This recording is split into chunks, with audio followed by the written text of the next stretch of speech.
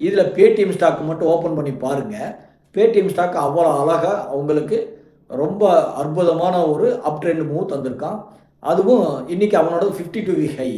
52 week high எந்த script வருதோ அந்த ஸ்கிரிப்டுக்கு எல்லாமே பார்த்தீங்க அன்னைக்கு அப்படின்னா அன்னைக்கு அவன் பெரிய மூவ்மெண்ட் தருவான்.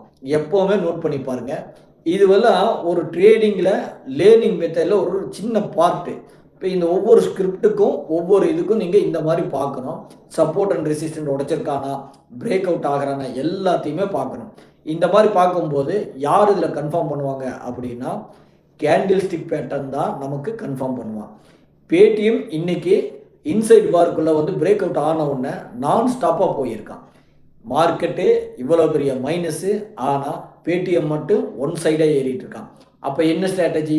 பிரேக் அவுட் ஸ்ட்ராட்டஜி ஆகியிருக்கா, அவன் நான் ஸ்டாப்பாக போயிருக்கான் அப்படின்னு தெரியணும்.